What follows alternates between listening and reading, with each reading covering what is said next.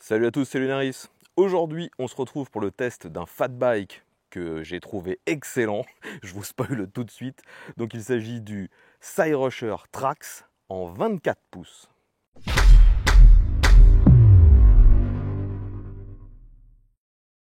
Donc les amis, si vous suivez ma chaîne depuis longtemps, bien sûr concernant les tests de vélo électrique, vous connaissez la marque Cyrusher. C'est maintenant le 3e ou 4e que je teste. Et à chaque fois, ce sont des vélos performants, plutôt haut de gamme et, il faut l'avouer, assez onéreux. Donc aujourd'hui, le test d'un vélo qui a une caractéristique que je n'avais que très rarement vue dans ce domaine des fat bikes électriques, un fat bike avec des roues en 24 pouces. Ça change complètement de ce qu'on a habituellement, où c'est plutôt du 20 pouces ou du 26 pouces. Là, on est sur du 24 pouces. Donc aujourd'hui, bien sûr, on va faire le même déroulé que sur mes autres tests de vélo électrique. Donc on va passer en revue toutes les caractéristiques de ce modèle. Et vous aurez aussi de nombreux plans. Vu qu'on a testé ce vélo avec mon frère, on l'a même comparé à un autre vélo. On a fait une sortie 90% tout terrain. Et clairement, on s'est très bien amusé avec ce vélo. Donc, pour revenir sur les caractéristiques de cette machine, vous voyez déjà que c'est un vélo un peu plus petit, bien sûr, que son homologue en 26 pouces, car je le précise tout de suite, le Trax existe en 24 pouces, mais aussi en 26. Et ce que j'apprécie instantanément sur le format de ce vélo, c'est le passage du cadre. C'est un cadre à passage très bas, il n'y a vraiment absolument rien pour venir vous entraver si jamais vous avez des difficultés pour vous mettre sur un vélo ou juste lorsqu'on a la nécessité de s'arrêter, et bien là on peut tout de suite avoir les deux pieds parfaitement au sol. Donc ça, c'est déjà très bon. Et ensuite, comme je vous l'ai dit, sa plus grosse particularité, c'est d'être équipé de roues en 24 pouces. Donc il s'agit bien d'un fat bike, ce sont des roues en 24 pouces par 4 de large, donc ça ne change pas par rapport aux autres vélos de ce genre. L'avantage que ça offre, c'est que forcément, vu que les roues sont d'un diamètre un petit peu moins grand, eh bien, le vélo est légèrement plus bas que sur son homologue en 26 pouces. Si comme moi vous n'êtes pas très grand, moi je mesure 1m70, eh bien la petite différence qu'il y a entre du 24 et du 26 pouces, vous la ressentez vraiment instantanément. C'est beaucoup plus facile, beaucoup plus agréable.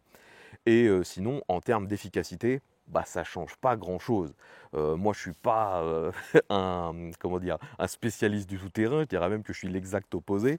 Le tout-terrain, je suis totalement nul dans ce domaine et ça me fait même parfois un peu peur. Eh bien, avec ce vélo en 24 pouces, je me suis tout de suite senti rassuré. Et je pense que ce qui m'a le plus rassuré, justement, c'est de pouvoir facilement remettre les pieds au sol si jamais je venais à perdre l'équilibre. Après, bon, si vous connaissez les vélos de ces Cyrusher, vous savez que la plupart du temps, c'est motorisé par des moteurs de la marque Bafang. C'est une marque chinoise, mais qui est réputée pour faire du matériel de qualité et surtout très performant. Donc, quand vous commandez ce Trax 24 pouces, vous avez deux possibilités. Soit vous le commandez dans sa version homologuée, donc il sera limité à 25 km/h et également à 250 watts. Soit vous le commandez dans sa version débridée, et là, le moteur est donné pour 750 watts nominal, 1200 watts en crête, et bien sûr, la puissance est telle que la limite à 25 km/h saute complètement.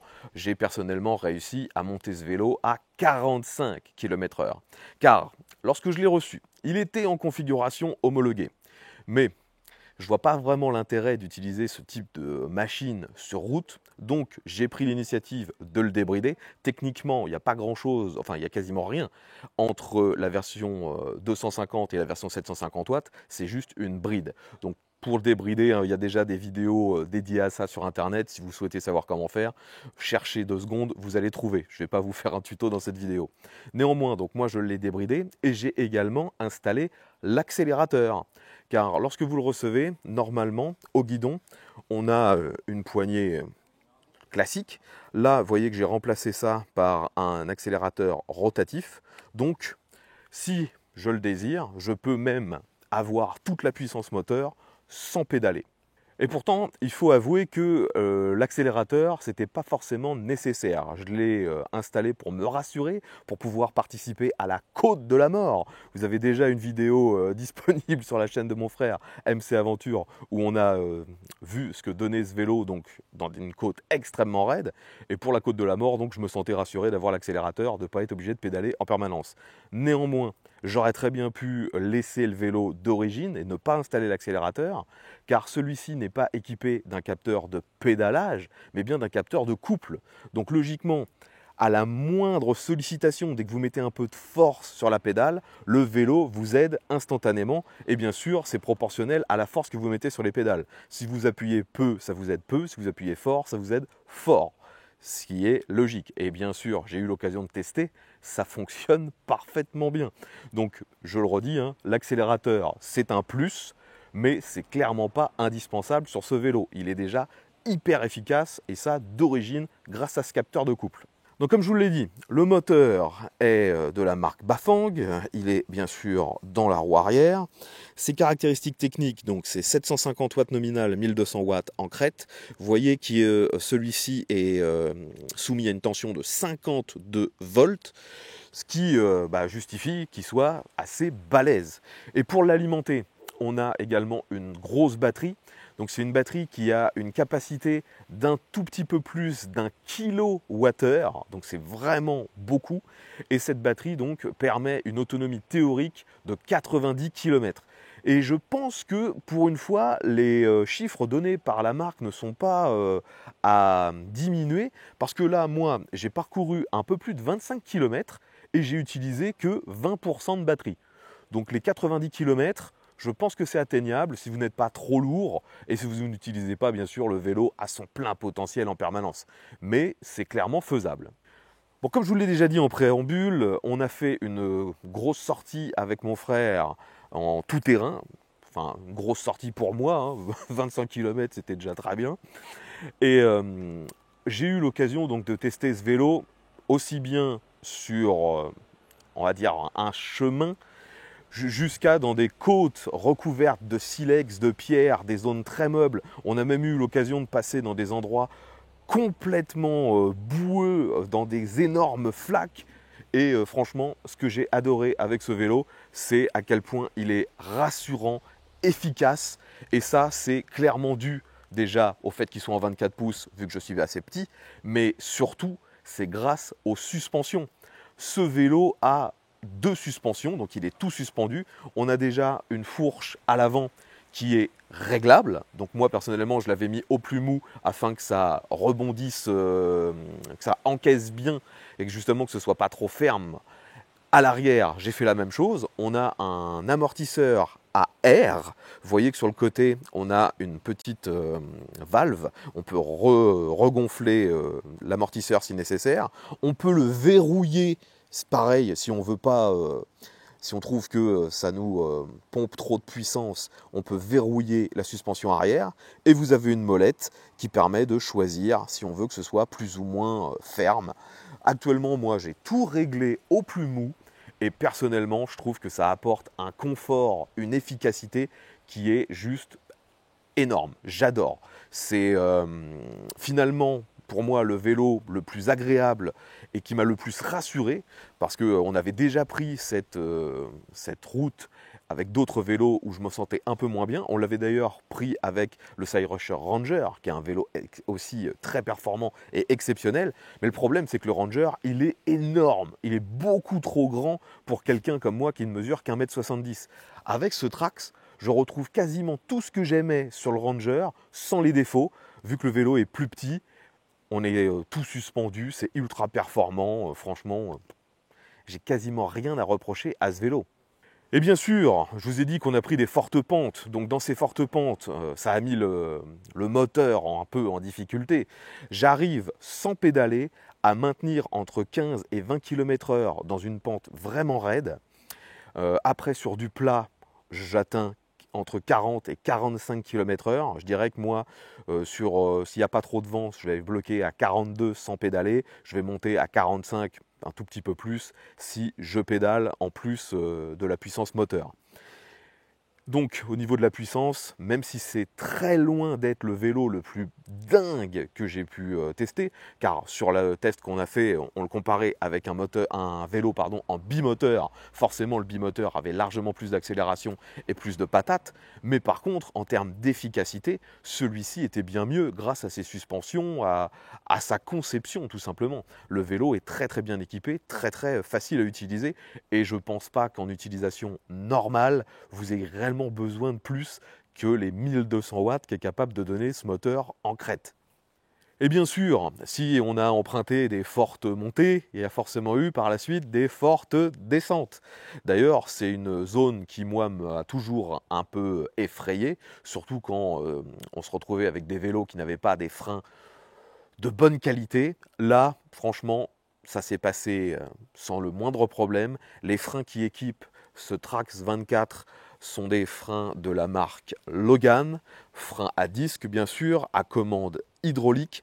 Le ressenti est quasiment parfait, ça freine très bien, il n'y a vraiment aucune difficulté et c'est parfaitement dosable. Vous n'allez pas vous retrouver à perdre le contrôle, à bloquer les roues d'un seul coup. Ça répond juste à votre demande. Vous voulez freiner peu, ça freine peu. Vous voulez une grosse puissance de freinage sans forcément mettre une force énorme sur le levier, eh bien c'est également faisable. Donc les freins, comme les suspensions, parfaitement bien dimensionnés pour un vélo de ce genre.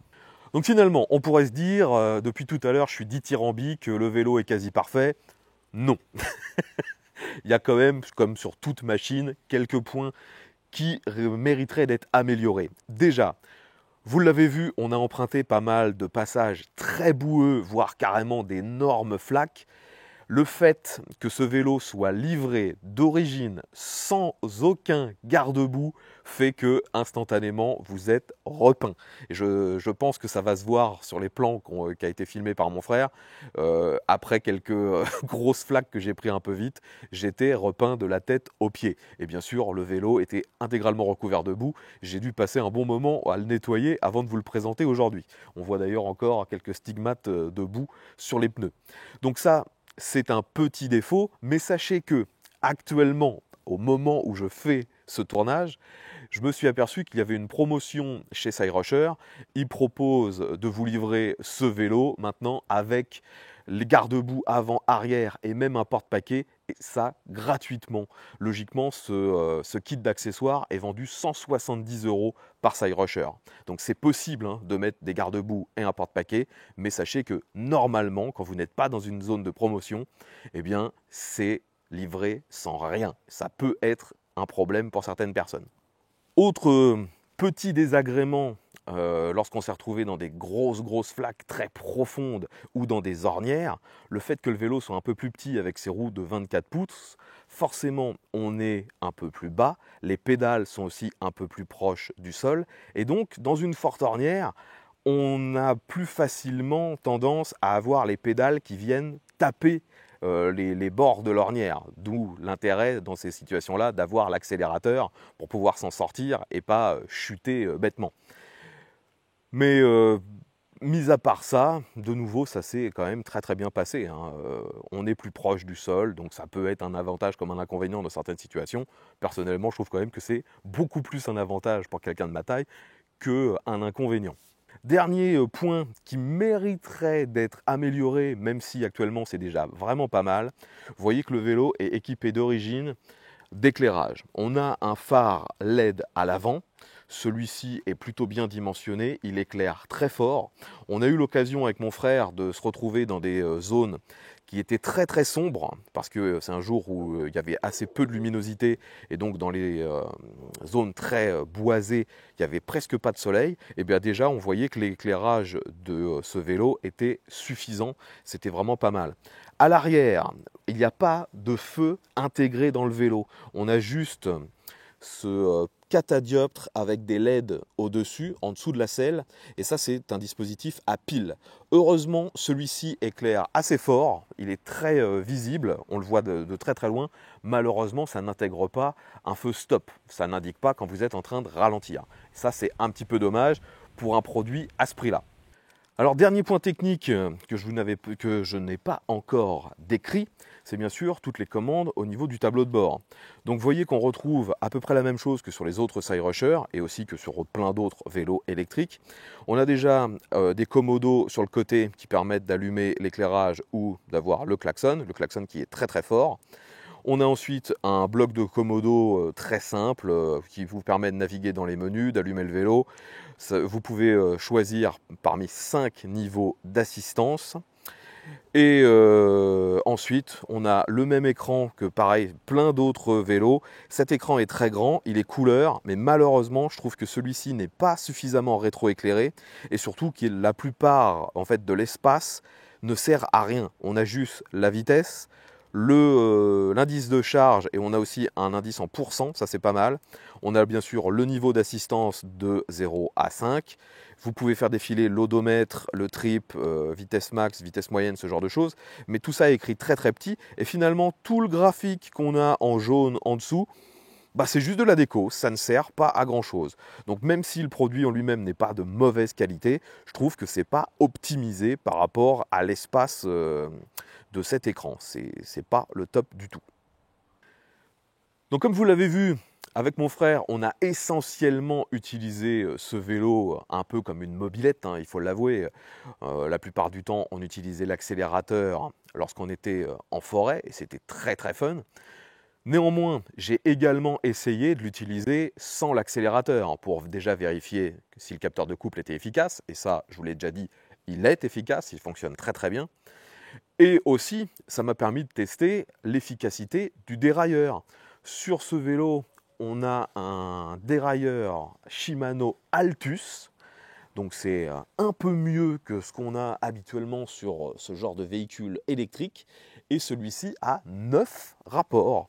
Donc ça permet, quand nécessaire, de vraiment mouliner. On se retrouve que très très rarement en difficulté. Et de toute façon, comme je vous l'ai dit, hein, même si jamais vous étiez dans une situation où pédaler devient vraiment quasi impossible, eh ben, un petit coup d'accélérateur et vous êtes reparti. C'est pour ça que moi, même avec un capteur de couple, je garderai quand même l'accélérateur sur ce vélo pour se sortir de situations un peu périlleuses de temps en temps. Bon, je reviens sur un point que j'avais déjà abordé, le confort. Donc avec ces suspensions, c'est très confortable. On est presque au même niveau de confort que le Lankelesi RX 800, qui est pour moi le plus confortable de tout ce que j'ai testé. Ça se rapproche, c'est peut-être même mieux aussi que sur le Komoda de chez Cyrusher. Là malheureusement ma mémoire est pas très fraîche vu que le Komoda je l'ai testé il y a maintenant près de 3 ou 4 ans. Néanmoins, donc là, c'est très très très confortable. Et en plus, on a une selle qui fait clairement le boulot. Même si ce n'est pas la meilleure de tous les temps, celle-ci est plutôt grande, elle est moelleuse. Vous voyez qu'elle est siglée Cyrusher, aussi bien sur les côtés que sur la déco. La selle, franchement, est pas désagréable. Moi, l'essentiel du test, je suis resté assis sur le vélo. J'ai pas cette habitude de me lever. J'ai pas eu la nécessité vu que les suspensions fonctionnent très très bien. Et franchement, aucun problème. De nouveau, le confort est très bon sur ce vélo. Donc les amis, je pense maintenant avoir fait le tour des caractéristiques de ce Trax 24. Et pour moi, actuellement, de tout ce que j'ai testé comme vélo pour le tout-terrain, et pour quelqu'un comme moi, donc on va dire quelqu'un qui n'a pas une grosse expérience du tout-terrain, c'est le vélo le plus rassurant, le plus efficace, le plus entre guillemets performant, parce que justement le fait qu'il soit rassurant me permet d'aller un peu plus vite que d'habitude. J'ai déjà eu des vélos qui vont très très vite, mais que je n'utilisais pas à leur plein potentiel, parce que justement je ne les trouvais pas rassurants. Celui-ci, j'arrive à l'utiliser beaucoup mieux que les autres. Maintenant, ce qui me gêne toujours un peu avec la gamme Cyrusher, c'est le tarif. Si vous connaissez ces vélos, vous le savez, à chaque fois c'est assez onéreux. Là, ce Trax en 24 pouces est vendu sur le site de Cyrusher. Vous trouverez très certainement un lien dans la description et peut-être même un code promo.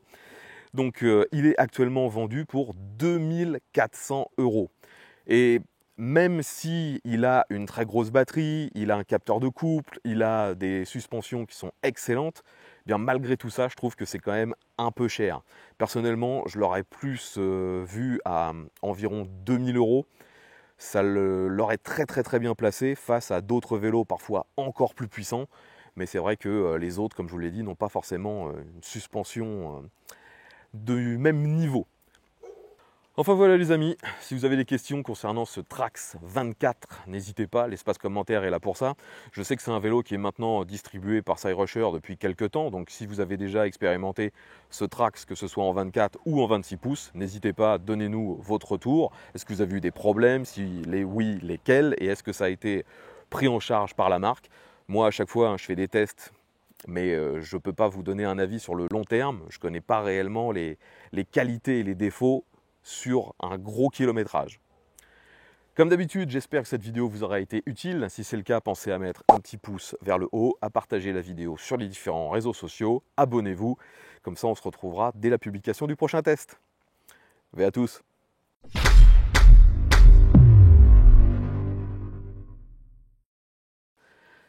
Alors sur ce vélo, vous voyez qu'on a une clé.